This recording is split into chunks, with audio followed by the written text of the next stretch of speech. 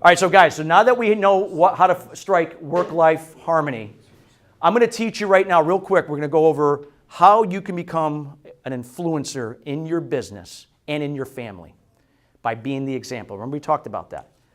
So I'm going to have you write down 5 I's to becoming a master influencer. I call them I's, not these I's, but the letter I. Number 1 is insight. Insight. So what that means is not only do you have to understand the vision and mission statement of your business and your personal life, this goes both. It's not just your business, it's also your personal life. Not only do you understand it, but you have to understand how it affects and benefits the people around you. That could be your customers in your business, the people that work for you, and the people that you live with in your home or your personal relationships.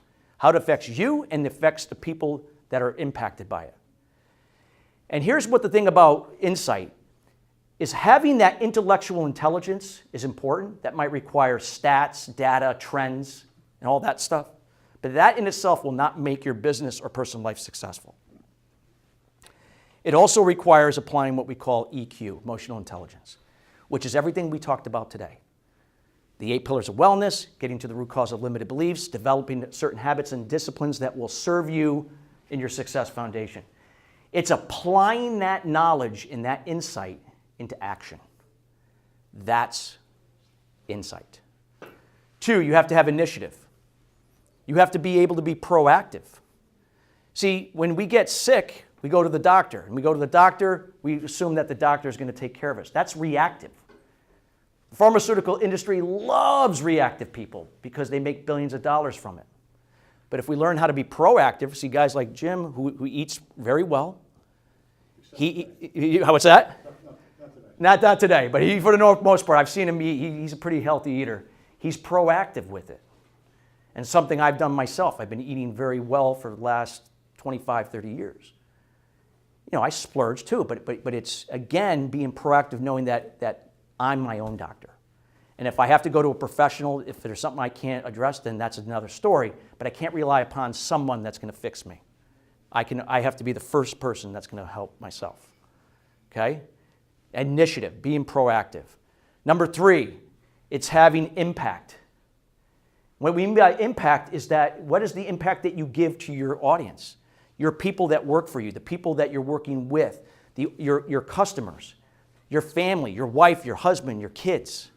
What is that impact? And the impact is being the example of everything we talked about today. Being the example. A master influencer understands that being the example is your best friend that's going to build your business. It's going to make your relationships better. It's going to make your well-being better. Number 2, influence, which we've been kind of talking about. Influence is the ability to put out a message that allows people to draw their own conclusion. Influence doesn't mean that you're persuading to have someone see your point of view. That won't work long term. That means you're selling somebody and you're chasing people. And then some of them will become customers, because if you're a good salesman, you might sell them. But are they going to be customers for a while? They might drop out quicker than you thought. But when they make their own decisions and you empower them to do that, they're more likely to stay with you. And when you've done what you've done to help them solve their own problems, even when they leave you, what are they going to do after that? Thank you. Well, they're going to thank you, but what else are they going to do? Refer you. What is the best way to build your business? Referrals, right? We got to be the example. We got to deliver value. You got to put that message out there by being the example. That's the way you want to influence people, not persuade them. Okay?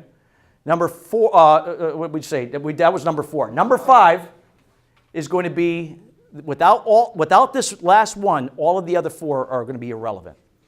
Who wants to guess what that last I is? Integrity. Boom.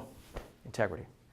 So Larry, let's say, for instance, I came to you and I said, you know, I know you're in the CRM field, and I'm looking for this type of CRM system, but let's say it's slightly different for what I'm looking for that's compared to what you're working on right now. Can't help you. There you go. But you'd be amazed that some people would say, oh, you know, I'll find a way to spin it and have them buy it. And I'm really good at persuading, I'll sell them. But I'm not going to stick around. I'm going to be dissatisfied. I'm probably not going to, this is not what I'm looking for, and I'm going to leave. And I'm not going to be a referral source for him. Now, granted, he's not going to get the business because I'm looking for something different. It's like an insurance salesman that sells Medicare insurance, and they might represent United Healthcare, but yet the Aetna plan is better for them. By being ethical and having integrity, you might say that this plan is better for you. But see, what happens, remember you talked about give without expectation, receive without resistance? See, what's going to happen to Larry is that something's going to come around that he's not even anticipating. Remember, I didn't say expecting, I said anticipating, not expecting. That's going to present an opportunity to him. And what he's going to do, he's going to receive without resistance. It comes back. Goes around, comes around, karma. There you go. There you go. Maybe not in the time you again, the expectations is I want it now. Anticipation knows that it's going to happen, but we just don't know when. You got to accept that it'll happen. Exactly. All right? So that is it, integrity. When you have the ability, again, to find harmony in your work and life, what we discussed about in the solution rather than the problem, and you learn how to incorporate some of these traits that we talked about, you can become a master influencer in your business and life to have a tremendous impact on other people. And you're going to create interdependent relationships with these people that are going to be powerful. And they're going to sustain your business and your well-being and your relationships with other people for the rest of your life, no matter if you're going through a good time or a bad time. Mark, go ahead. It was not a high word, but I figure in Larry's example, then you would include generosity, because he's telling this person he can't help them, but he goes, I met this guy at a networking group, and he's doing something similar, and that's right along the lines of what you need. There you go. Absolutely. But all that, what generosity is a form, it all can fall under integrity. It's somebody that is being, it comes with empathy and kindness. See, even in relationships, whether it's personal or business, if you come from empathy and kindness, that's different from pleasing and enabling. Sure. See, pleasing and enabling thrive on codependency. Empathy and kindness thrive on interdependency. Empathy and kindness means you could do good for people, but it means that you could put up a boundary. When that person is not obviously expecting more, or they're displaying that, hey, I did what I can, and I got to let them find their own way. But the codependent person would say, well, I'll just keep giving more and please them. And what happens? The expectation level goes up and up and up, and you're never going to fill it. Never. This is why there's problems in relationships, why people can't seem to get into shape, because they think that diet is going to be the cure for everything. It's not.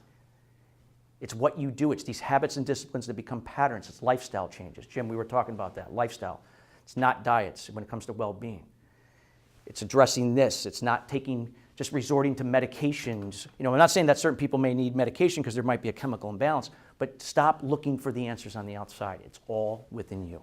The problem and the solution are all within you.